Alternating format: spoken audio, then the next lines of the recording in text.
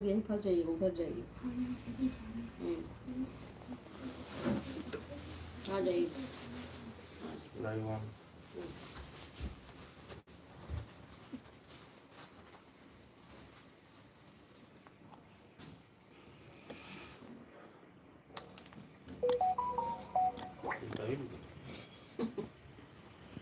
वहाँ उल्टा दिख रहा है कि उल्टा?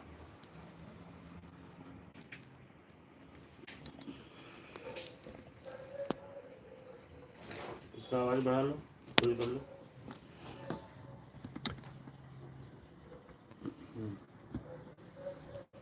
हो गया? छोटी मत। अच्छा है।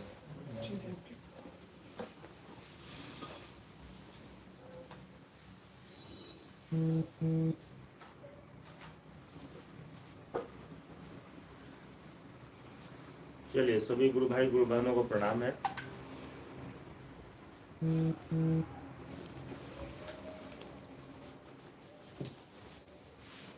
रीना जी प्रणाम, वेलकम, स्वागत है आपको लाइव स्ट्रीम पर। आज का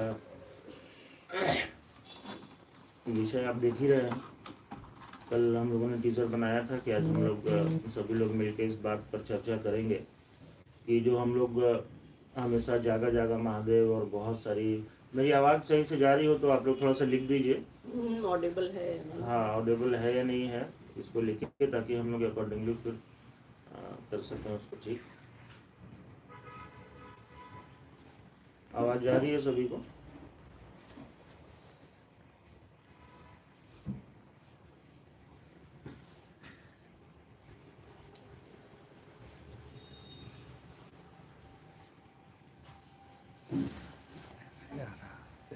चलिए, सभी गुरु भाई गुरु बहनों का स्वागत है और आज के लाइव सेशन में आपका स्वागत करते हैं हम लोग। आज का जो विषय है वो आप देख ही रहे हैं, जागना हमें है या शिव को। बहुत खूबसूरत और बहुत बढ़िया, बहुत ज्ञानवर्धक विषय है, हम लोगों को जानना भी चाहिए, क्योंकि ऐसे सवाल अमूमन हम लोग जब शिव चर्चाओं में जाते हैं तो ऐसे सवालों का सामना हम लोगों को करना पड़ता है कि शिवी गुरु क्यों, अरे भाई आप लोग जगह जगह महादेव क्यों करते हैं, या बहुत सारी ऐसी चीज़। और अपने समझने के लिए भी हम लोग इस बात को जानने की कोशिश करेंगे कि भाई इतने वर्ष हो गए अब हमको और आपको शिव का शिष्य हुए, बहुत सारे नए लोग भी शिव का शिष्य हो रहे हैं, लगातार बनते चले जा रहे हैं। तो हम लोग इस बात पर भी थोड़ा सा गौर करेंगे, थोड़ा सा विचार करेंगे हम लोग कि किस तरीके से, क्या हम लोग सोए हैं या महादेव सोए हुए। तो इसी विषय पर हम लोग आज चर्चा करेंगे। लवली दीदी साथ में मौजूद हैं, आप देख रहे हैं, और स्वागत है आपका भी लाइव सेशन थैंक यू, सबको प्रणाम। चलिए, आवाज़ आ रही है, सब लोग सुन पा रहे हैं, बहुत अच्छी बात है। करीब 100 लोगों से ऊपर जुड़ गए हैं। आप इस स्ट्रीम को लाइक कीजिए, शेयर करिए अपने ग्रुप में, ताकि ज़्यादा से ज़्यादा लोगों तक पहुंच सके। चलिए, फिलहाल हम लोग आपके सवाल भी आमंत्रित हैं। आप कुछ सवाल अगर पूछना चाहें तब तक आप सवाल को भी डालिए, और तब तक दीदी को बोलेंगे कि इस विषय पर संक्षेप में पहले कुछ पंक्ति हम लोगों को बताएं कि कहना क्या चाहते हैं इस विषय पर। जो एक साधारण आम गुरु भाई हम लोग हैं, जो नए लोग हैं, बिल्कुल नए तरीके से जुड़े हैं, उनके लिए किस तरीके से ये इस जिज्ञासा का जो हल है, जो समाधान है, जो उत्तर है, कैसे लाभान्वित हो सकता है। दीदी अनुनीता हम लोगों के साथ जुड़ी हुई है। सभी को प्रणाम, सभी का स्वागत है। आज मोनू बाबू आपके आज पाटलिपुत्र की धरती पर हैं, इसीलिए हम लोग साथ में यहाँ बैठे हैं अगल बगल। जनरली तो 2 फ्रेम में रहते हैं, पर आज एक फ्रेम में हैं हम लोग। साहब दीदी का आशीर्वाद है, महादेव की दया है। तो देखिए, जो बहुत अच्छा कैप्शन आज मोनू बाबू ने दिया है कि जागना हमें है या शिव को।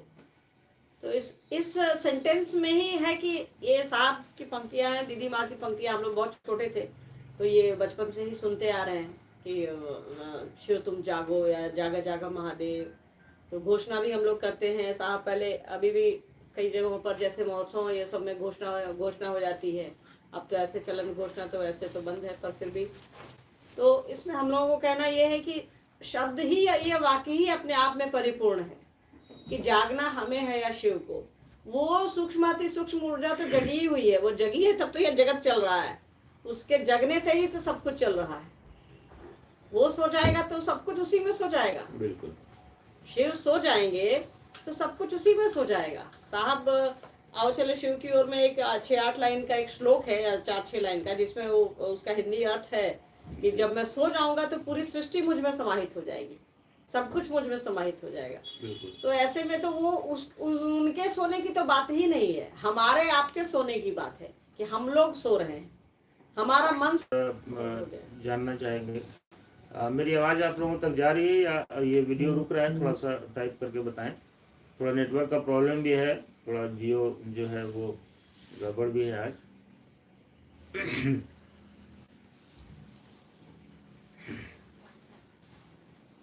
ठीक, कंटिन्यू कीजिए। आया? हाँ जी। चलिए, तो दीदी से मैं पूछ रहा था, थोड़ा सा माफ़ करिएगा, आज का जो लाइव सेशन थोड़ा सा जियो का नेटवर्क, थोड़ा सा 5G का नेटवर्क डिस्टर्ब है, अमूमन होता रहता है, ये सब चलता है।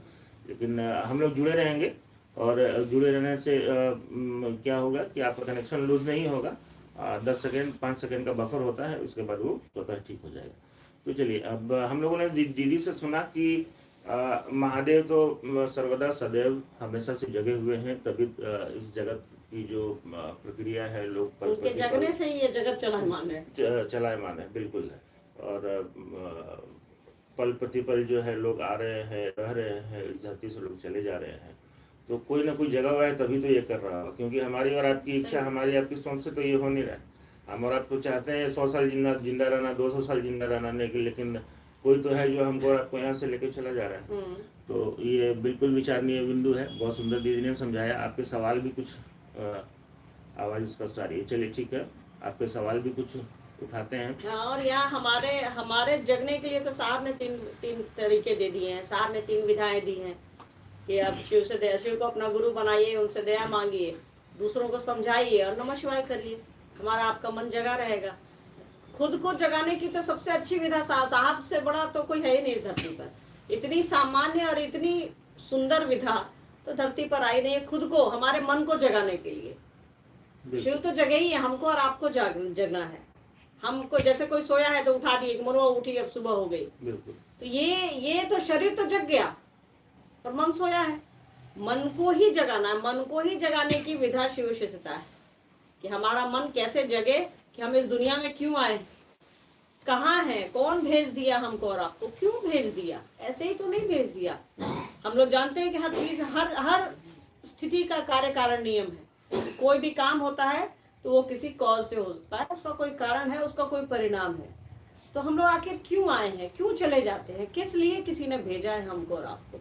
जो भेजा है वो जगह है, वो सोया नहीं है। जगह है तभी तो भेजा है। अभी बोले ना मोनू जी की भाई कोई जग रहा है तभी तो काम हो रहा है, दुनिया चल रही है, सब कुछ हो रहा है। तो ये हमारा और आपका जगना है, न कि उस शिव का जगना है। वो तो जगा ही हुआ है, उनके नाम से, उनकी दया से, उनके ज्ञान से हमको और आपको जगना है, हमारे और आपके मन को जगना है, इस पूरी धरती को जगना है। चलिए, आपने सुना कि शिव तो मन को जगाते हैं और शिव सर्वदा जगे हुए हैं, तभी धरती पर और धरती की व्यवस्था, धरती की प्रकृति, पूरे ब्रह्मांड की प्रकृति चल रही है, पूरा ब्रह्मांड चलायमान है। धरती तो एक छोटा सा उसका भूखंड कह लीजिए या भाग कह लीजिए, छोटा सा सुई के नोक के बराबर का हिस्सा है, और ऐसे करोड़ों करोड़ अरबों धरती हो सकती है इस पूरे ब्रह्मांड में, पूरे यूनिवर्स में, जो कि लगातार चल रही है, लगातार गतिमान चल रही है। तो बहुत सुंदर बात दीदी से आप लोगों ने सुना। और एक सवाल यहाँ पर दीदी से हम लोग व्यक्तिगत सवाल पूछेगा, मतलब व्यक्तिगत क्या, शिव चर्चा से संबंधित, जो हम लोग हमेशा शिष्यानुभूति और पुस्तकों में पढ़ते हैं कि शिव परम चैतन्य है, परम चैतन्य है, अपने शिष्य को ईश्वर से एक में सुनिश्चित करते हैं। इस परम चैतन्य को किस तरीके से समझे हम लोग, क्योंकि सुनने में बड़ा क्लिष्ट शब्द लगता है, तो आपसे आग्रह है कि आप थोड़ा सा इसको आसान करके, ताकि नए गुरु भाइयों शिक्षाओं के लिए आसान हो जाए। देखिए, पहले तो हमारा जो धर्म अध्यात्म है तो ये थोड़ा भाषा की क्लिष्टता पर ही चलता है, ये मन के सहज होने पर नहीं चलता है। यही साहब को परेशानी रही कि जो अध्यात्म वो रुई के मिठाई की तरह है, हवा मिठाई की तरह है, उसको हम लोगों ने क्लिष्ट बना दिया, उसको हम लोगों ने टफ कर दिया, हार्ड, जिसको कठिन कहते हैं हिंदी में, कि उसको कठिन कर दिया कि बहुत भारी हो, भारी बोलते हैं ना हम लोग के बारे, बहुत भारी है यार, तो उसको भारी। तो समझने की जरूरत है परम चैतन्य। परम मतलब जो सबसे बड़ा है, एकदम इसको सिंपल लैंग्वेज में समझिए। परम मतलब जो सबसे ऊपर है, सबसे ऊपर की कुर्सी पे बैठा है, या घर में कोई सबसे बड़ा है तो उसको हम लोग कह सकते हैं कि परम पूजनीय है। हम लोग कहते हैं ना, लिखते हैं ना कई जगह, आप लोगों ने भी पढ़ा होगा, परम पूजनीय फलाना फलाना फलाना। तो उसको एक श्रेष्ठता जताने का कि आप मुझसे बड़े हैं, ये बताने का एक तरीका है। भाषा का अपना एक विज्ञान होता है। तो उस हिसाब से जैसे अब आप लिखिएगा तो बड़े क्या पढ़े लिखे आदमी की तरह लिखिएगा कि भाई परम पूजनीय है, मतलब हम सबों में जो पूजनीय है, साहब है, दीदी माँ है। तो और उसी को ईश्वर को कहा गया परम चैतन्य। चैतन्य मतलब वो बुद्धि जो हमको और आपको ईश्वर की ओर ले जाए। हमारी आपकी बुद्धि में ईश्वर जब नजदीक आते हैं तो वो परम चैतन्य आत्मा है, वो परम चैतन्य अवस्था है। वो कि मतलब हम सबसे करीब हैं। उस सबसे दूर वाले व्यक्ति के सबसे करीब कौन है? तो वो हम और आप हैं। तो हमारा और आपका मन जब उसके पास रहेगा, उसकी परिधि, साहब ने कहा है ना कि शिव की परिधि में, शिव की परिधि में रहेगा हमारा आपका मन, तो हम समझिए ये परम चैतन्य की अवस्था है। मतलब सर्वोच्च की अवस्था है कि आप, शहर का सबसे बड़ा आदमी जो है कलेक्टर होता है, अब आप कलेक्टर के पास ही बैठे हैं तो जगत के हिसाब से तो सबसे बड़े आदमी के पास बैठे हैं। वही आप अध्यात्म में बात करिएगा तो परम चैतन्य कौन है? तो वो शिव है। तो आपका मन जब उनसे लगा है तो आप उनमें मिले हुए हैं, आप उनके साथ बैठे हुए, उनकी संगत कर रहे हैं। मेरे विचार से यही होना चाहिए। बाकी मोनू जी लाइट मारेंगे थोड़ा। आपने सुना, बहुत सुंदर बात। यहाँ पे एक सवाल आपसे जानना चाहेंगे, जिज्ञासा ही है ये भी, क्योंकि हम लोग अमूमन क्षेत्रों में आप भी जाती हैं और अन्य गुरु भाई गुरु बहन भी जाते हैं क्षेत्र में। तो चूँकि हम लोग शुरू से कहीं कहीं पढ़ते और सुनते भी आए हैं कि ये शिव शिष्टता एक क्रांति है, कोई कहते हैं, साहब कहते हैं कि ये क्रांति नहीं, ये जागरण है। तो क्या ये दोनों में क्या अंतर हो सकता है? क्रांति और जागरण को किस तरीके से समझें हम लोग? देखिए, ये थोड़ा इसको स्पष्ट करने की जरूरत है कि जब क्रांति जो होती है किसी व्यवस्था को लेकर के होती है। जैसे मान लीजिए कि आपके शहर में बिजली नहीं आ रही है, या आपके अभी कुछ दिनों पहले पटना में अभी स्ट्राइक था नगर निगम का। तो भाई हुआ कि भाई इस शहर का कचरा नहीं उठ रहा है, सामने त्योहार आ रहे हैं और एक अव्यवस्था बन रही है। दशहरा शुरू होने वाला था, दिवाली आने वाली थी, सबसे बड़ा त्योहार छठ आने वाला था हम लोगों का। तो एक व्यवस्था हो गई। तो उस व्यवस्था को ठीक करने, किसी सिस्टम को ठीक करने के लिए हम आप जब आवाज उठाते हैं, और एक संगठित आवाज, 10 आदमी, 20 आदमी, 10,000, 20,000, 10 लाख, 20 लाख लोग मिल करके आपस में कोई आवाज उठाते हैं किसी सिस्टम को ठीक करने के लिए, तो उसको क्रांति कहते हैं। क्रांति जैसे मान लीजिए कि आपके घर में है कि भाई कोई भी, आप छोटा से छोटा एग्जांपल ले सकते हैं कि घर में कोई दिक्कत चल रही है, 5 आदमी मिलकर के उस दिक्कत को खत्म करता है। घर में पैसे की दिक्कत है, 5 आदमी थोड़ी और मेहनत करता है तो पैसे घर में आने लगते, तब आदमी आराम से निश्चिंत हो जाता है कि चलो पैसे आ गए यार, मेरा काम हो गया, हमने टीवी या फ्रिज खरीद ली। तो आप सुस्त पड़ जाते हैं, क्योंकि क्रांति जो है, कोई भी क्रांति किसी एक उद्देश्य को लेकर के होती है कि भाई उद्देश्य पूरा हो गया। इतिहासों में हर जगह आप लोगों ने सुना होगा 1857 का गदर, 1857 की क्रांति, सिपाही विद्रोह जिसको हम लोग कहते हैं। वो है कि वो हुआ कि भाई हम लोगों को अंग्रेज हम लोगों पर परेशान कर रहे हैं, हम लोगों को भाई खाना पीना नहीं मिल रहा है और वो हम लोगों के ऊपर शासन करना चाह रहे हैं। तो जैसे ही ये क्रांति हुई तो कई लोगों ने अंग्रेजों को अपने अपने एरिया से, आपके मोहल्ले से या आपके जिला से या आपके राज्य से भगा दिया, वो पीछे चले गए। तो वो खत्म हो गया। वो क्रांति में हम लोग आगे बढ़े, फिर जैसे हमारे उद्देश्य को पूरा हुआ वो क्रांति वहीं खत्म हो गई। चूंकि उसका सकारात्मक और नकारात्मक दोनों हो सकता है, क्रांति का परिणाम दोनों होगा। कई बार क्रांतियां असफल होती हैं, कई बार क्रांतियां सफल होती हैं। और जागरण का अर्थ ही है जगना। तो जब आप और हम जग जाएंगे तो जग जाएंगे। जागरण जब भी होगा तो हमारे मन का होगा। जैसे आज से 200 साल पहले हुआ कि भाई महिलाओं की स्थिति, नारी जागरण, कई लोगों ने सुना होगा, हम लोग तो महिलाएं ज्यादा हैं शिव शिष्यता में, नारी जागरण। तो एक समय ऐसा आया आज से 200 साल पहले जब कई लोगों ने मेहनत करी कि भाई महिलाओं का अधिकार चाहिए, बाल विवाह बंद कीजिए, विधवा विवाह को बढ़ावा दीजिए, लोगों को शिक्षा दीजिए। तो जैसे जैसे ये सब टारगेट अचीव हुआ तो धीरे धीरे जो है वो रफ्तार जो है उसकी कम हो गई। समझ रहे ना? तो जैसे हम आप जगेंगे तो वो जगह रह जाएगा। कोई आदमी जग गया तो जग गया, हम आप जग गए, शरीर बच सकता है, शरीर की अपनी जरूरत है। 11 बजेगा हमको और आपको नींद आने लगेगी 12 बजते बजते, पर मन नहीं सोता है। मन नहीं सोता है तब तो आपको साहब दिख जाते हैं, दीदी माँ दिख जाती हैं, महादेव दिख जाते हैं नींद में भी। अगर मन सो जाता तब कोई दिखते क्या हमको और आपको? तो जागरण हमारे आपके मन का है। जागरण होने के बाद कोई सोता नहीं। बिल्कुल। तो क्रांति खत्म हो जाती है। क्रांति में जैसे आपका उद्देश्य पूरा होगा तो वो खत्म हो जाएगी। वो एक सिस्टम को ठीक करने के लिए होती है। पर शिव शिष्यता साहब ने कहा है कि शिव शिष्यता तो एक जागरण है, वो आपके मन के जागने की विधा है, मन के जागने और दूसरों के मन को जगाने का तरीका है। और वो गुरु करते हैं। साहब दीदी माँ के आशीर्वाद से होता है तो हम आप सोएंगे ही नहीं, क्योंकि ये तो एक अनवरत प्रक्रिया है। उस परमात्मा को अपना समझने की एक अनवरत, जब तक ये सृष्टि है और जब तक उसकी इच्छा है, हमारा और आपका मन से प्रयास होता है कि भाई हम उसके करीब रहे, ईश्वर के करीब रहे, परमात्मा के करीब रहे, गुरु के करीब रहे। तो यही है जागना। क्रांति खत्म हो सकती है पर मन का जागरण कभी खत्म नहीं होता। चलिए, आप बहुत ज्यादा स्पष्ट है। अभी से ज्यादा स्पष्ट इसको क्या किया जा सकता है? क्रांति एक सीमित समय, सीमित उद्देश्य के लिए, एक छोटा टारगेट या बड़ा भी टारगेट है तो वो टारगेटेड मिसाइल है। वो काम होगा, डन होगा, फिर धीरे धीरे शांत हो जाएंगे सब लोग। क्रांति बिल्कुल सीमित उद्देश्य के लिए है, लेकिन शिव के लिए जो भी चीजें होंगी वो जागरण होंगे। वो चूंकि शिव खुद स्वयं असीम है, असीमित है, उनके लिए की गई हर चीज, या चाहे आप चर्चा ही क्यों नहीं करते हैं, चाहे आप अपना शील स्वभाव प्रकट करने के लिए 3 सूत्र ही क्यों ना करते हो, वो सचमुच में एक जागरण है। आपका मन इतना जग जाए कि अपने गुरु शिव से लग जाए, शिव के नजदीक चला जाए। दीदी के कहने का यही मतलब है, स्पष्ट उन्होंने कहा इस बात को। चलिए, कुछ सवाल अब लेते हैं, क्योंकि विषय से भी थोड़ा सा अलग हटके हैं, कुछ विषय पे भी हैं। विषय पर पहले सवाल उठा लिया जाए क्या?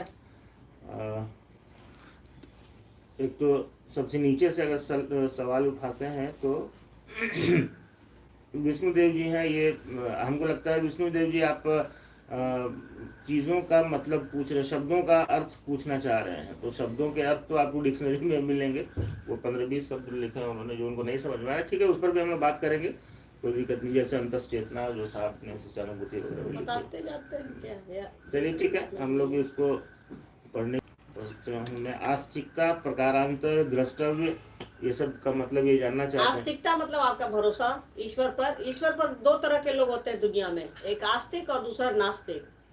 आस्तिक मतलब जहां आपका ठहर जाए भरोसा, आस्तिक, ठीक है, जहां आपका भरोसा ठहर जाए। नास्तिक, हाँ, नास्तिक मतलब जहां जिसके होने का आप नहीं मानते।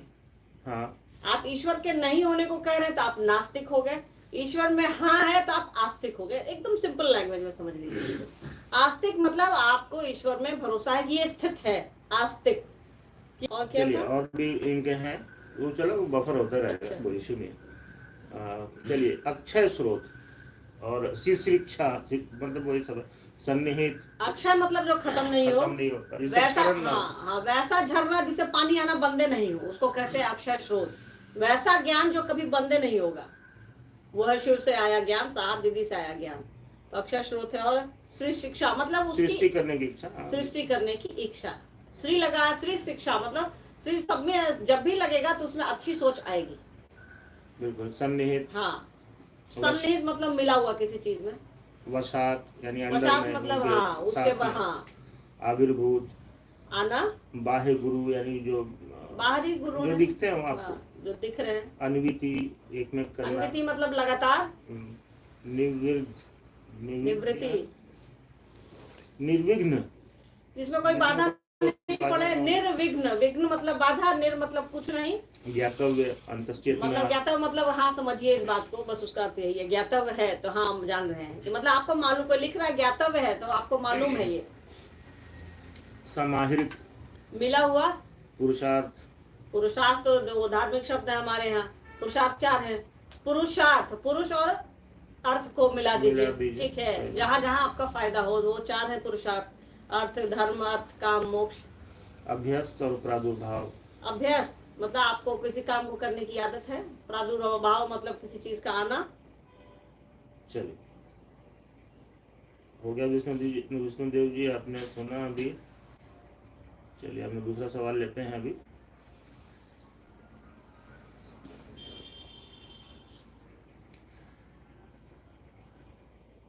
चलिए, विष्णुदेव जी, लाइव पर नंबर नहीं दिया जा सकता है, आप फेसबुक वगैरह पे नंबर ले लीजिए। बहुत सारे गुरु भाई गुरु बहनों के पास है, मैसेंजर पे दीदी को मैसेज कर लीजिएगा, नंबर मिल जाएगा। तो हम किस लिए बनाए हैं, ये ध्यान देने की जरूरत है। महादेव को गुरु हम आप किस लिए बनाए हैं, ये समझने की जरूरत है। बिल्कुल। चलिए, चल रहा है, अभी लाइव चल ही रहा है, लोग हैं तो महादेव से दया मांगिए, सात निधिवास से आशीर्वाद मांगिए और महादेव से दया मांगिए कि उनका काम, आप ठीक रहेंगे तो उनका काम होगा। सात निधिवास से आशीर्वाद मांगिए कि हमको ठीक रखिए, उनसे लड़िए, कहिए हम आपके बच्चे हैं, मुझको ठीक रखिए, आपका काम है मुझको ठीक रखना। और कुछ चीजें तो जगत है यार, लगा रहता है यहाँ, हम लोग को भी लगा रहता है, सबको लगा रहता है, उतना परेशान होने की जरूरत नहीं। चलिए, आपने सुना थोड़ा शारीरिक दिक्कत है तो उसको आप दिखवा भी लीजिए और महादेव साहब दीदी से दया मांगिए, आगे बढ़िए। चलिए, बहुत सुंदर। और एक और जिज्ञासा ले लेते हैं। यहाँ पर प्रिया जी हैं, पूछना चाहती हैं, दीदी एक जिज्ञासा है, शिव की शिष्यता क्या है? शिव की शिष्यता हमारे अंदर कैसे पनपेगी? बोलिए। बोलिए तब तक। शिव की शिष्यता क्या है? शिव की शिष्यता तो हमारे आपके जीने का तरीका है। शिव की शिष्यता तो हमारा आपका प्रेम है, जो घर से करते हैं, परिवार से करते हैं, बच्चों से करते हैं, वही महादेव से करना है, वही साथ दीदी से करना है। हमारा आपका मन जब समझे इस बात को कि यार दुनिया में आए हैं तो जाना है, यहाँ हाय है क्यों मचाए हुए हैं, ये जो हम आप यहाँ आए हैं, ये हमारा आपका घर नहीं है, ये समझिए बाजार है। हम लोग किसी दूसरे के यहाँ गेस्ट आर्टिस्ट है, हम आप दूसरे के आए हैं, हमको जाना है अपने घर, पर अपना घर क्या है ये हम लोग समझ नहीं पा रहे हैं, समझने की स्थिति में नहीं है। तो जब गुरु की दया आती है तो हमारा आपका मन समझता है कि अपना घर हमारा वही है, उस हमारे आपका उस हर जीव का घर जो है उस शिव के पास ही है, जहाँ हमको और आपको वापस जाना है। हमारी और आपकी वापसी की यात्रा कितनी लंबी होगी, कैसी होगी, किस तरह की होगी, ये महादेव की दया और साहब दीदी के इन सूत्रों से ही निर्धारित होगा। तो महादेव की दया पर रहिए, उनके आश्रय में रहिए, साहब दीदी से आशीर्वाद मांगिए। यही शिव की शिष्यता है कि हमारा आपका मन समझे, शिव है तो सब कुछ है, साहब दीदी माँ है तो सब कुछ है, मेरे विचार से। बाकी इस पे क्या मनु जी? नहीं, बिल्कुल बिल्कुल सही बात, बिल्कुल सटीक आपने बताया। और चलिए, अमर कुमार भारती जी हैं, शिष्यानुभूति में साहब ने लिखा है कि हम भोग को भोगते नहीं अपितु स्वयं ही भुक्त हो जाते हैं, इसको कैसे समझेंगे दीदी? अभी 2 साल पहले देखिए गुरु भाई, अभी 2 साल पहले हमने अपने घर में पेंट कराया था, ठीक, शायद आपको दिख रहा होगा, यहाँ पीछे एक निशान लग गया है, वो पिछले 3 दिन से हमको परेशान कर रहा है। तो यही है, हम भोग को भोगते नहीं, हम भुक्त हो जाते हैं। शिष्यानुभूति की लाइन है, साहब की लाइन है कि हम भोग को भोग नहीं पाते हैं। घर बनाए हैं कि सुंदर लगे, अपने आप में अच्छा लगे, पर यहाँ जो एक दाग हो गया ना, वो चिंता का विषय हो गया मेरे लिए कि उसको कैसे हम ठीक करें। अरे भाई, चीजें मिली हैं आपको भोगने के लिए, हाँ, उसका दुरुपयोग नहीं होना चाहिए, उसकी सुरक्षा करिए ताकि आपको कई दिनों तक वो चीज आपके पास रहे। तो ये ज्ञान भी आपको गुरु देंगे, शिव देंगे, साहब दीदी देंगे कि आपके पास जो चीजें हैं वो आपकी सुविधा के लिए, आप उसकी सुविधा के लिए नहीं है। घरे आपको भोग रहा है, अभी घरे भोग रहा था कि अभी अब बताया ना आपको, 3 दिन से मैं परेशान किया, ये दाग कैसे लग गया यहाँ, कभी छोटू जी से पूछ रही, कभी किसी से पूछ रही, ये मेरे ऊपर सवार हो गया है। तो यही है, भोग को हम आप भोगते नहीं है, भुक्त उसी के चला हो गए हम। भर्तृहरि की पंक्ति को याद करिए, भोगा न भुगता वह में भुगता, तृष्णा न जीर्णा वह में, इच्छाएं खत्म नहीं हो, ससुरा हमारा खत्म हो जाएंगी, इच्छाएं अनंत है, वो रहेंगी ही रहेंगी। तो यही है कि हाँ, तो ये गुरु की दया से होगा, साहब दीदी माँ के आशीर्वाद से होगा कि हमको समझ में आए यार ये मेरा घर नहीं है, ये घर मेरा नहीं, ना हम इसके हैं ना ये मेरा। एक समय आएगा जो ये हमको सबसे पहले बाहर करेगा। अगर मैं टुनक जाऊं तो सबसे पहले बाहर हो जाएंगे हम लोग यहाँ से, हमको सबसे पहले निकाल दीजिएगा, कह रहे बाहर रखो यार, ये तो आदमी मर गया। तो जिस घर के लिए आप हमेशा से रो रहे हैं, सोच रहे हैं, अपनी परेशानी में भी वो याद आ रहा है, माथा दर्द में भी ये याद आ रहा है मुझे कि यार ये यहाँ खरोच कैसे आ गए इतने बढ़िया पेंट पर, तो यह घर आपको भोग रहा है ना, आप कहाँ इसको भोग रहे हैं। यही है कि भोग से आप भोग को भोगते नहीं है, स्वयं भोक्त हो जाते हैं। चलिए, आपने सुना, भोग को भोगते नहीं है, हमारा चूंकि इच्छा करने की बाध्यता ही कह लीजिए हमारी आपकी रक्त बीज की तरह लगातार बढ़ेगी, इसलिए बिल्कुल, इसलिए शिव आनंद की स्थिति में ले जाते हैं जहाँ इच्छा करने की स्वतंत्रता है, आपको नहीं मना मत करिए। तो ऐसी स्थिति में जाने के लिए 3 सूत्रों का पालन करना चाहिए हमको। साहब की बात हमेशा याद रखिए कि ज्ञान और चीजें जो हैं हमको कष्ट देती हैं, पर शिव से आया ज्ञान हमको और आपको जगा देती है, हमारे आपके मन को जगा देती है। कष्ट मन को ही ना होगा, कष्ट आखिर बुरा किसको लगता है, मन को बढ़िया किसको लगता है, रिश्ते भी मन बनाता है, अच्छा बुरा भी मन को लगता है। तो इसीलिए साहब ने कहा भी जो मन के चिकित्सक हैं। चलिए एक सवाल और उठाते हैं यहाँ पर। बिरंची शर्मा जी पूछना चाह रहे हैं, मनुष्य तन पाते हैं सौभाग्य से, किंतु शिव गुरु के शिष्य बनते हैं परम सौभाग्य से। इस पर थोड़ा सा प्रकाश डाला जाए तो। बिरंची जी कल ही पूछ लेते हैं कल आएंगे। क्या बिरंची शर्मा जी, ये साहब की पंक्तियां हैं, ठीक है, कि जब मनुष्य, हाँ साहब ने कहा है कि आपको शिव जीव जो है वो शिव तभी होगा जब आप मनुष्य बनिएगा। कुत्ता बिलाई को ये अधिकार नहीं है, उसको फिर से मानव योनि, आज हम लोग बात कर रहे थे ना इसी में शाम में, कि उसको फिर से मानव योनि पर आना पड़ेगा। दिन में बात हो रही थी, सॉरी, कि साहब ने सबको आशीर्वाद दिया है, तो कई बार उनका आशीर्वाद टारगेट, मतलब ये विषयांतर है तो थोड़ा समझ लीजिए। नहीं, सारे सवाल विषयांतर ही है। हाँ। तो साहब, एक गुरु बहन आती है रंजू जी, आपने देखा, उन्होंने पूछा कि साहब सबको आशीर्वाद देते थे, हम बोले कि आशीर्वाद उनका टारगेटेड रहता था। कई बार उन्होंने कहा है कि जिनके कानों तक मेरी आवाज जा रही है, तो जानवर भी है, पेड़ पौधे भी हैं, उनको ही आशीर्वाद हुआ कि आपकी यात्रा शिव की ओर हो, मैं खड़ा हूं आपके लिए। तो ऐसे में होगा क्या कि वो जानवर फिर अगले किसी जन्म में मनुष्य योनि पाएगा और वो शिव की ओर चलेगा। साहब का आशीर्वाद खाली नहीं जाएगा। आज दिन में ये बात हो रही है छोटी।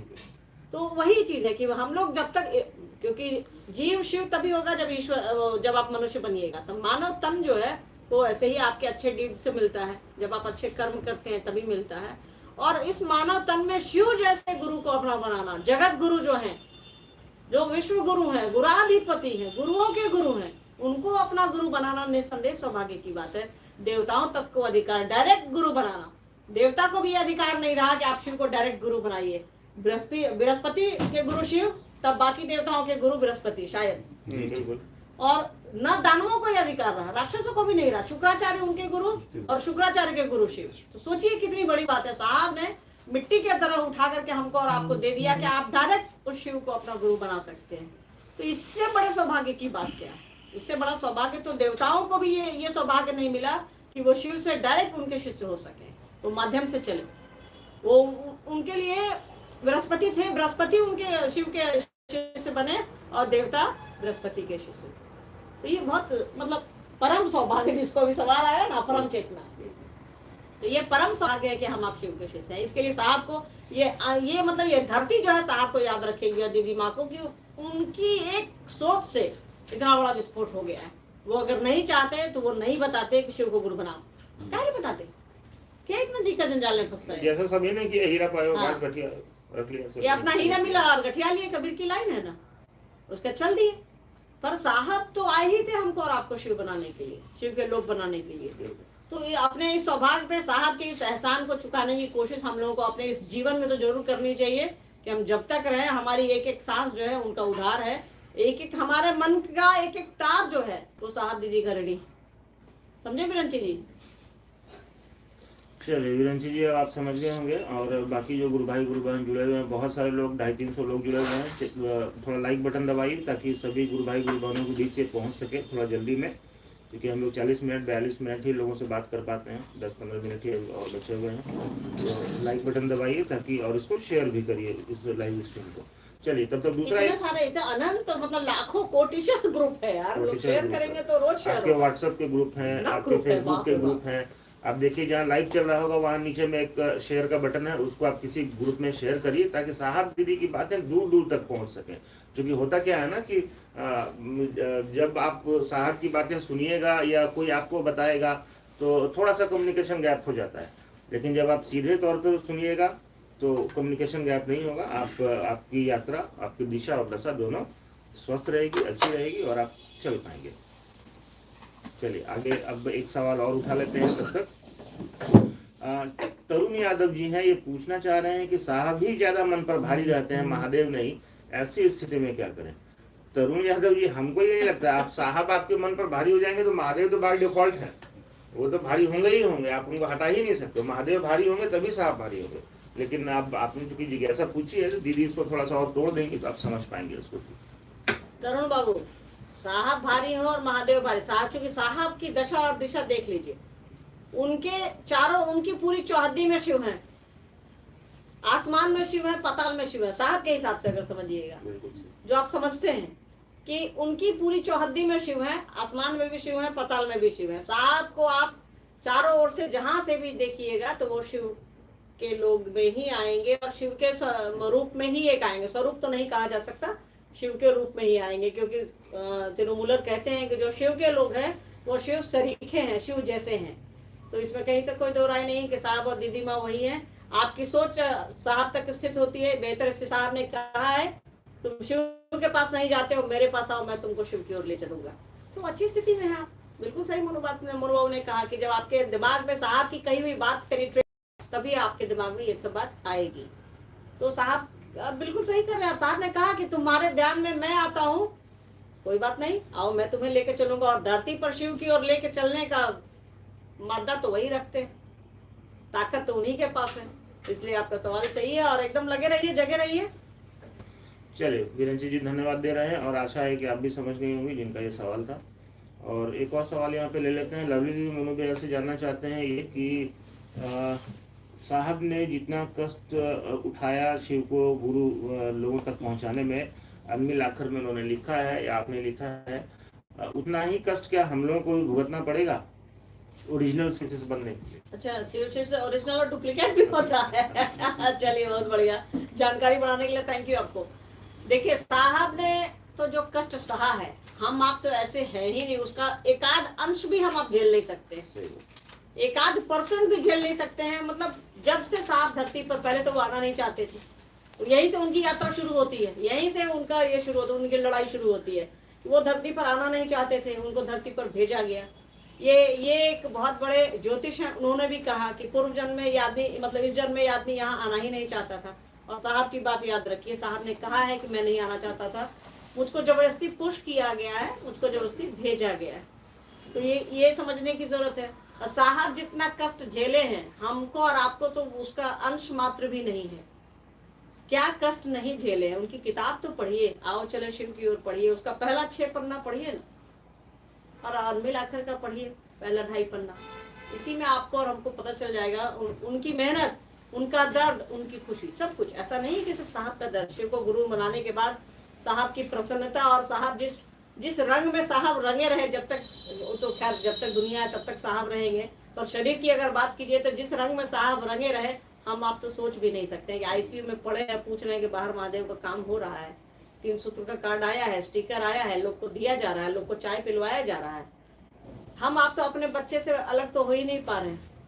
अपने बच्चे का खाना रहता है, दरवाजा कोई खटखटा देता है तो कहते हैं रखो रखो, अभी बाद में कोई आया, बाद में खिलाएंगे, इसके लिए शरीफा लाए या कुछ लाए या फल लाए या सामाने लाए। तो वो हम आप कर नहीं सकते। दूसरी सबसे बड़ी बात कि साहब को शिव को गुरु बनाने में 24 साल लग गए, और हमको और आपको 24 मिनट भी नहीं लगते।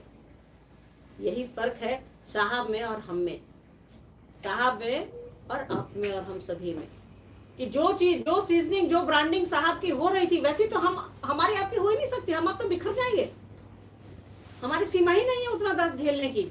जो साहब और दीदी माँ ने झेला, साहब और दीदी माँ ने किया, वो तो उतना तो हम झेल ही नहीं सकते। इसका सीधा अंतर है कि साहब की उम्र और साहब ने 74 में शिव को गुरु बनाया, वो जोड़ लीजिए आप।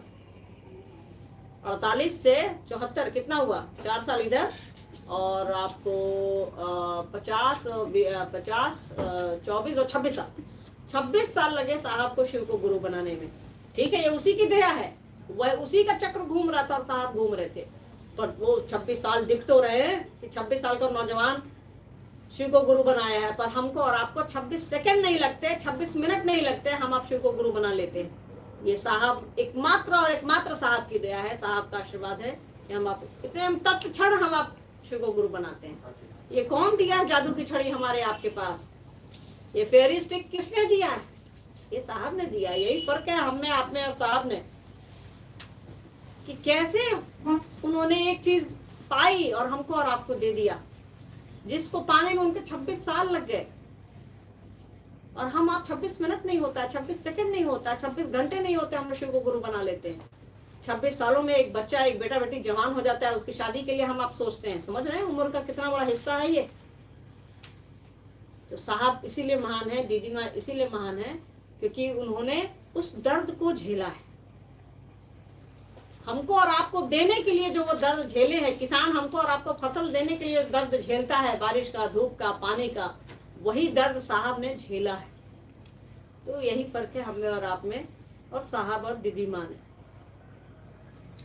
चलिए, आपने सुना 26 साल की मेहनत साहब की, और आपको 26 सेकंड भी नहीं लगते हाँ, शिव को अपना कई बार गुरु होता है कि बनाने आप में। किसी को बताते हैं वो शिव कशिश हो जाता है। मन से ही बोलिए, सही मन तो छोड़ दिए, बोलिए से वो तो जाता है। तो आपको 26 सेकंड में नहीं लगे उसको समझाने में, वो तुरंत हामी भर देता है कि हाँ ठीक है बोलिए क्या करना है। और वो 26 साल तक यही मंजाते रह गए, बर्तन मंजा रहा है सो मंजा रहा है। चलिए, 26 साल की, हाँ बिल्कुल। चलिए, आपने सवाल को समझा, समाधान दीदी ने दिया, बहुत सुंदर। 26 साल की मेहनत, 26 सेकंड नहीं लगता हमको और आपको शिव गुरु बनाने में। इससे आसान और धरती पर कुछ नहीं हो सकता। आप समझ सकते हैं, जान सकते हैं। एक और सवाल उठाते हैं, इसमें स्मृति जी हैं इसका यहाँ उत्तर पर। आप देंगे? नहीं, पहले कह दिया। नो नो नो सवाल नो में इनका उत्तर है कि दीदी शिव को अपना गुरु बनाने के बाद कैसे जगना है, क्योंकि खुद नहीं जागेंगे तो दूसरों को कैसे जाएंगे। अभी तो दीदी ने इसका उत्तर दिया ही कि अरे भाई, आप स्मृति इस बात को जानिए कि आप जाग रही हैं तभी तो शिव की तरफ भाग रही हैं। सूख जाइए तो कैसे भागेंगे? कैसे भागेगा? तो जागरण का जो बिया है वो 3 सूत्रों के माध्यम से साहब ने आप में बीजारोपित कर दिया है।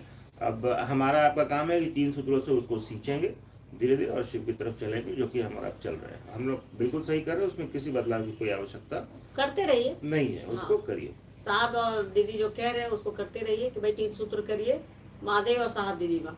3 सूत्र तो हमारा ही, एक महादेव है। हम लोग भी इसको 5 तत्व की तरह जोड़ते हैं ऐसे जनरली आपस में घरों की चर्चा में कि 3 सूत्र, एक महादेव और एक साहब दीदी, 5 हुआ ना भाई। तो इन 5 चीजों को लेकर के आगे बढ़िए, बाकी कुछ भी करने की जरूरत नहीं है। ये हम लोगों की घरेलू चर्चा है, मतलब बिल्कुल ही एकदम तो ये हम लोग ठेठ भाषा में यही बात करते हैं। चलिए, सोनम जी पूछ रही हैं शिव गुरु से पूरा ज्ञान प्राप्त करने में कितना समय लगेगा? पूरा ज्ञान यार, पूरा ज्ञान सम्यक ज्ञान, सम्यक ज्ञान जिस समय हमारे आप पूरा का पूरा के गुरु शिव होंगे मन से, तो मन से, बोली में नहीं, मन से, तो समझिए हम आप जाग जाएंगे। और जाग ही रहे हैं। जागने के लिए साहब दीदी आइए, जगा रहे हैं मन, वो उठिए उठिए उठिए। हमारे आपके मन को तो जगा ही रहे। तो इन पचड़ों में पढ़ने की जरूरत नहीं है। बड़े बड़े शब्द हैं, बड़े बड़े वाक्य हैं, बस महादेव को पकड़े रहिए और साहब दीदी को पकड़े रहिए। चलिए, एक और सवाल यहाँ पे छोटा सा है। साहब के श्रीमुख से सुनने को मिला था कि एक बार आसमान के आदमी ने मुझसे कहा था कि शिष्य वही जो अपने गुरु को जगा ले। भैया दीदी कृपया इस पर प्रकाश डालें। डालिए जी। शिष्य वही जो गुरु को जगा ले। यहाँ गुरु को जगाने का क्या अर्थ हुआ कि आपकी ओर गुरु का ध्यान रहे।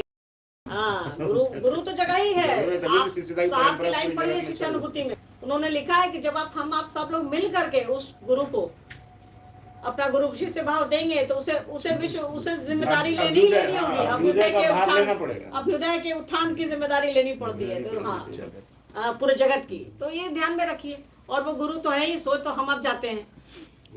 हाँ, तो ये ना बस ये कोशिश करनी है कि जगाने के लिए जो डंडा इस्तेमाल करते हैं वो हमको और आपको न लगे। इसके लिए साहब दीदी ने 3 सूत्र दिया है, क्योंकि जब वो जगाएंगे अपनी तरफ से तो बहुत कष्ट देते हैं। तो साहब दीदी जिस सहारे हमको और आपको प्यार दुलार से ले जाना चाहते हैं 3 सूत्रों के माध्यम से, वो करते रहिए। साहब दीदी माँ को पकड़े रहिए। महादेव तो गुरु है ही हमारे आपके। चलिए, एक सवाल और उठा लेते हैं। सुनील शर्मा जी मॉडरेटर हैं और पूछना चाहते हैं, मूल कर्ता की शिष्यानुभूति की पंक्ति साहब की, मूल कर्ता की स्थिति का बोध भी जीवात्मा मनुष्य के अपने कर्ता बोध की सीमा में ही उत्पन्न होता है। अच्छा, इनका 2-3 इसी से मिलता जुलता सवाल है। एक और इनका पढ़ ही देता हूँ मैं, क्योंकि इनके सवाल का जो है उत्तर थोड़ा इतना ज़्यादा टाइम लेगा कि टाइम खत्म हो जाएगा। तो भी थोड़ा समझा दीजिए। हाँ, चलिए ना, लीजिए। नहीं समझाइए ना। विदित है कि गुरु शिष्य की तलाश करते हैं। मानव आत्मा मूल कर्ता परमात्मा की स्थिति के बोध की मनोदशा में गुरु का, हाँ शिष्यानुभूति पंक्ति, गुरु का आश्रय लेती है अथवा उसे, आप इसको देखो यार, इसको थोड़ा तोड़ दो तो समझ जाओगे। विदित है कि गुरु शिष्य की तलाश करते हैं। किसकी तलाश करते हैं? शिष्य की तलाश करते हैं। इस पर थोड़ा सा जोर डालिएगा। मानव आत्मा मूल कर्ता परमात्मा की स्थिति के बोध की मनोदशा में, कहने का साहब के कहने का ये मतलब है कि शिष्य सचमुच में या व्यक्ति सचमुच में इस बात को समझ जाए कि यार जो है तो महादेव न है, ये महादेव का खेला है पूरी दुनिया, पूरा जगत। अब देखिए, सचमुच में आपका ये बात आपके बोध में घुस रही है कि नहीं महादेव बड़े कमाल के गुरु, ये आपकी चेतना में घुस रही है, तो धीरे धीरे आपका जो झुकाव है खुद आपके गुरु की तरफ बढ़ रहा है। या तो आप खुद चले जाइएगा उसकी तरफ, जैसे हम लोग शमशान के सामने से गुजरते हैं तो कैसे उस समय एक मोह लगता है, मोह लगता है। वैराग्य पहुंचा गया, कि वैराग्य शमशान जिसको कहते हैं, शमशान वैराग्य जिसको हाँ। कहते हैं कि यार हमको भी तो यहीं ले आके लोग जला देगा, कुछ नहीं रखा है, सब बेकार है, फिर पूरी सब्जी खा के आ जाते हैं। हाँ, फिर जाइएगा जलेबी उलेबी, मीठा जलेबी, रायता नहीं है तो ठंडा नहीं है। हाँ। तो ये मन पर असर छोड़ता नहीं है। वही साहब कह रहे हैं कि अगर ये सचमुच में अगर ये मन पर असर छोड़ दे, अगर ये आपकी चेतना या आपकी बोध पर ये असर छोड़ दे, तो आप स्वतः ही उस शिव की तरफ चलने लगेंगे, अपने गुरु की तरफ चलने लगेंगे, या दृश्य और अदृश्य परिस्थितियां आपको गुरु के आश्रय में लेके चली जाएंगी, जो साहब के साथ हुआ। हाँ, निश्चित रूप से।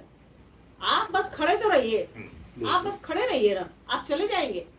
साहब ने शीशे में खड़े रहना आपका जरूरी है, बस खड़े रहिए। बड़े सुंदर उन्होंने पंक्ति देखी, अभी दीदी बोली तो हमको याद आ गया कि ज्ञान प्राप्ति की उत्कट अभिलाषा की व्यवस्था का स्थायित्व, जैसा यहाँ भी परमानेंसी चाहिए। तो इन्होंने कहा कि आप खड़े रहिएगा तब ना कुछ रिजल्टेंट होगा। साहब देखिए, हमको और शिष्यता में करेंगे और किए, तो उनके हिसाब से बनने की कोशिश कीजिए ना। साहब के पास भरोसा नहीं था, साहब के पास विश्वास नहीं था, साहब के पास बस एक चीज थी, वो है ठहराव, समर्पण। वो बस ठहर गए कि मुझे मालूम है आप मुझे नहीं सिखाएंगे, फिर भी मैं कहीं नहीं जाऊंगा।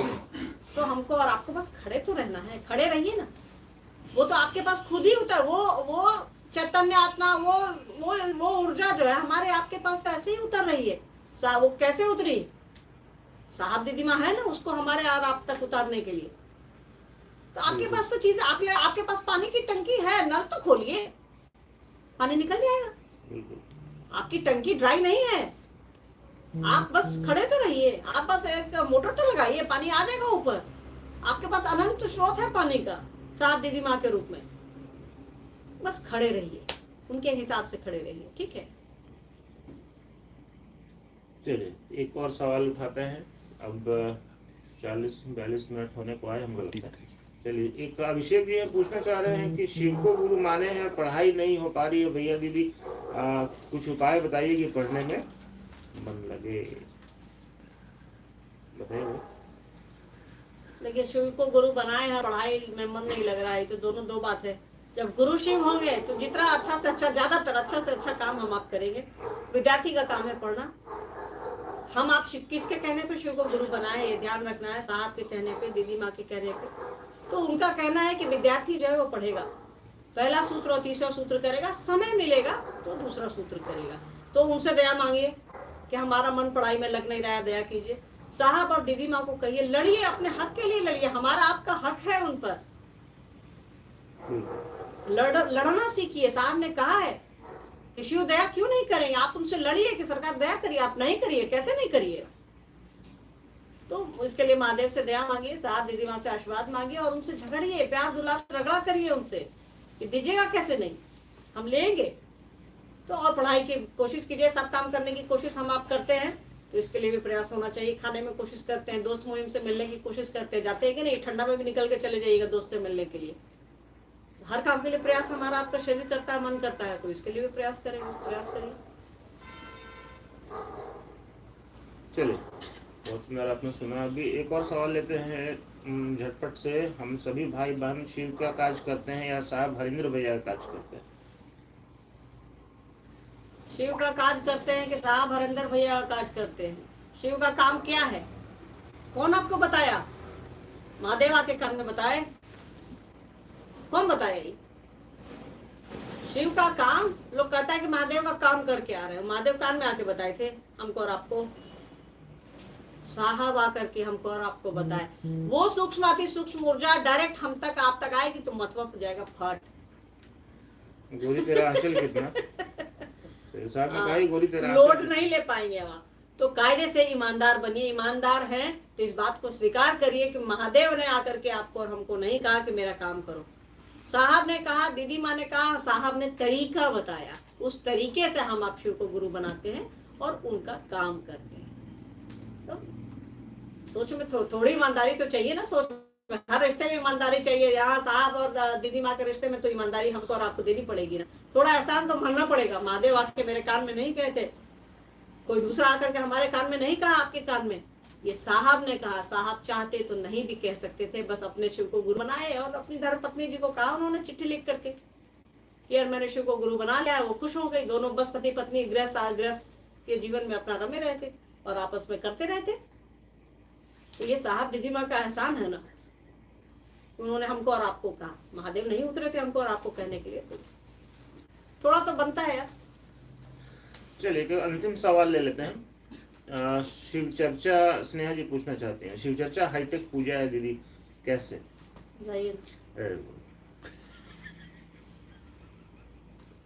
बोलिए, हम लास्ट खत्म करके। शिव चर्चा हाईटेक पूजा है, ये साहब की लाइन है। किसी एक चर्चा में साहब ने कई बार कहा है, कटहल मोड़ में भी, ऊपर में भी, और पटना में भी, चित्तौड़िया में, हर जगह साहब की ये पसंदीदा लाइन है कि शिव चर्चा जो है हाईटेक पूजा है। तो पूजा में हम आप करते क्या है? मन छुड़ा के सब कुछ कर लेते हैं, प्रेम छुड़ा के सब कुछ कर लेते हैं। अभी सावन बीता है, पूरा मैं दूध जियान कर ले, बेलपत्र तोड़ के बेचारा पेड़ को ठूठ बना देते हैं, शिव के बनाई हुई दुनिया को। तो बताइए, वैसी पूजा से हमारा आपका मन तो जग नहीं रहा है, बस खाली शरीर को जगा लेते हैं। सुबह में 2 लोटा पानी डाल लिए, चल दिए मंदिर को। ये नहीं समझते हैं कि मंदिर हमारे मन को जाना है, शरीर को नहीं जाना है। शरीर मंदिर नहीं जाता, मन मंदिर जाता है। छोटा सा एग्जाम्पल इसको कहते हैं, मनवा बाहर रहता है, मन कहीं नहीं साथे बाथरूम में रहता है, क्योंकि लगता है कि अरे यार यहाँ टॉयलेट में आए हैं, यहाँ मन क्या रहेगा, अच्छा बाहर रहो। और जहाँ हमारे आपके मन को रहना है वहां तो रहते रहिए। मंदिर में गए तो याद आ रहा है चप्पल कहाँ खोले हैं। हम लोग अपना दुपट्टा मोबाइल वोबाइल सब आपस में समेट लेते हैं कि यार कोई इधर उधर खोच ना लग जाए, फट ना जाए। तो ये कौन सी पूजा कर रहे हैं हम आप? किस तरह की पूजा कर रहे हो? उस ईश्वर को ठग रहे हैं, अपने आप को ठग रहे हैं। वो तो सब जानता है, तो ठग अपने आप को रहे ना, ठग तो अपने आप को रहे। और हम आप जब शिव की चर्चा करते हैं तो आप किसी से भी बात करिए महादेव के बारे में, तो आपका मन आंशिक ही सही कंसस रहता है कि आप गुरु की बात कर रहे हैं, शिव की बात कर रहे हैं। सामने वाला क्या पूछेगा, कि जैसे देखिए अभी हम और मोनू बाबू बहुत कंसस है कि आप लोग क्या सवाल दाग दीजिएगा, कुछ मालूम नहीं है। तो हमारा मन आंशिक ही सही यहाँ पर है।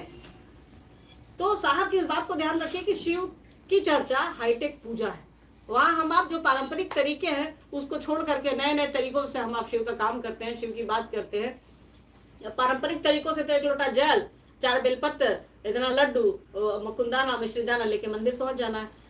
जो साहब ने जो मानव के लिए सहज है वो दिया। एक अपंग आदमी कैसे मंदिर जाएगा जरा आप बताइए मुझे?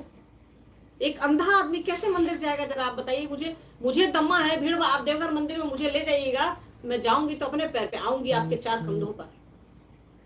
तब तो हमारी तो पूजा नहीं हो सकती, हम तो नहीं जा सकते।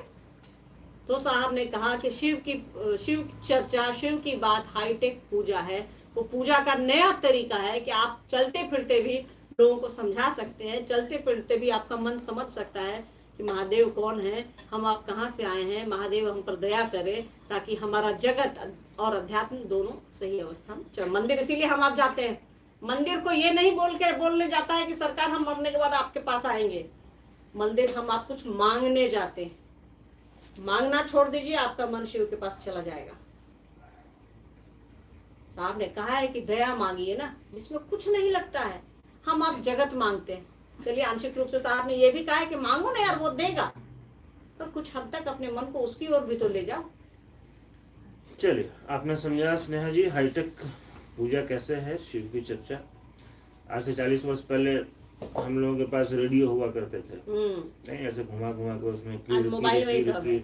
हाँ, आप देखिए कैसे मोबाइल में सारा कुछ हुआ था। साहब ने कुछ खास नहीं किया, उन्होंने इतना खास कर दिया कि हमारे आपके जीवन को ही बदल दिया। उन्होंने कहा कि आपका जो ये रेडियो है ना, इसमें कैसेट डालिए, इसमें टेप रिकॉर्डर भी है। तो ये हाईटेक हो गया थोड़ा अभी सा। हमको आप लोग देख रहे हैं, मोनू बाबू को देख रहे हैं, आप लोगों के सवाल हमारे स्क्रीन पे चमक रहे हैं। ये बातचीत का हाईटेक इसको बोल सकते हैं। और क्या, पहले तो एक दूसरे के सामने बैठा करते थे। यहाँ से 5,000 किलोमीटर आप दूर होंगे, पर हमारी बात आप तक पहुंच रही है, आपकी सोच हमारे तक लिखावट के रूप में पहुंच रही है। वीडियो कॉल अगर आप करेंगे तो आप भी पहुंच सकते हैं। ये तो तकनीक का चलिए, कमाल है। आज बहुत सारे सवाल आपके अनुत्तरित रह गए होंगे, हो सकता है बहुत सारे स्क्रॉल भी होते रहते हैं। ऐसे इन लोगों को सवाल को भी आप कैरी फॉरवर्ड कर सकते हैं, आगे के लाइव सेशन में भी आप इसको कॉपी करके रख लीजिए, वापस पूछ लीजिएगा। जैसे राजकुमार साहू जी के सवाल हैं, पीके जी के सवाल हैं, अमर कुमार भारती जी के हैं, क्योंकि आप लोगों के कुछ सवालों के उत्तर दे भी दिए गए हैं, इसलिए इन सबों को कैरी कर लीजिए। कल परसों फिर हम लोग लाइव आएंगे, उसमें रख लीजिएगा। और अमर कुमार भारती जी हैं, हमारे गुरु शिव किताब के बारे में बताइए। चलिए, आप पढ़ लीजिए, खुद जान जाइएगा, उस बार सबको बताते फिरिएगा। आप भी कर सकते हैं इस काम को। चलिए, और आज का जो लाइव सेशन हम लोगों ने समझने की कोशिश की कि जागना किसे है, मूलतः जागृति किसको कहते हैं, मूलतः क्रांति किसको कहते हैं। इस बात पर भी दीदी ने बहुत सुंदर से हम लोगों को बहुत सुंदर और आसान शब्दों में हमको समझाया कि जागृति जो है, जागरण जो है वो मन का होता है, और शिव हमेशा जगे हुए हैं, तभी हम और आप शिव की तरफ चल रहे हैं और इस दुनिया की, इस ब्रह्मांड की व्यवस्था पल प्रतिपल चल रही है। और भी बहुत सारे सवालों पर और जिज्ञासाओं पर आज बात हुई, और करीब 50 मिनट को होने को आए हैं। बहुत सारे लोग अभी भी जुड़े हुए हैं। आप इसको लाइव स्ट्रीम को लाइक करिए, शेयर करिए, और पसंद आए तो आप चैनल को भी सब्सक्राइब करिए। बहुत जल्द आप लोगों से फिर लाइव सेशन पर मुलाकात होगी। तब तक के लिए आप सबों को मेरा प्रणाम, और दीदी कुछ चलिए, आप लोगों को प्रणाम, शुभ रात्रि। साथ दीदी के बने रहिए, उनके बने रहिएगा, शिव के बने रहिएगा, शिव के बने रहिए, साथ दीदी के बने रहिएगा, एक ही अवस्था है। तो कोशिश करिए कि वो जैसा कहते हैं करिए। आप लोग हम लोगों को झेल पाते हैं, इसके लिए शुक्रिया, धन्यवाद।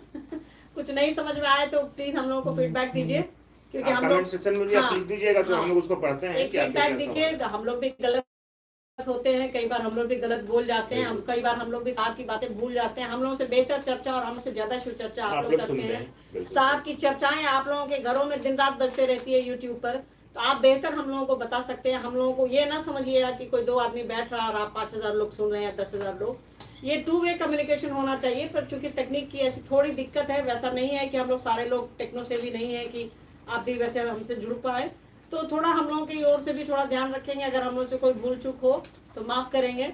बाकी साहब दीदी है हमको और आपको दिशा देने के लिए, महादेव है हम पर, आप पर दया करने के लिए। चलिए, आप सभी को प्रणाम, शुभ रात्रि।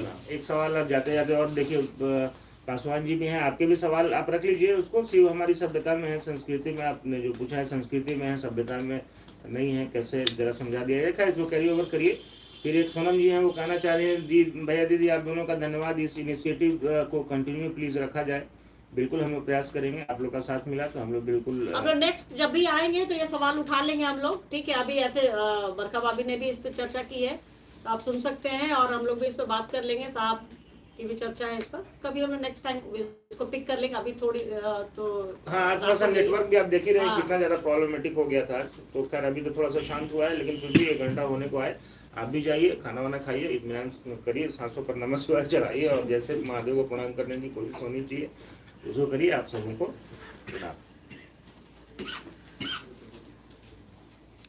एंड कर दिए।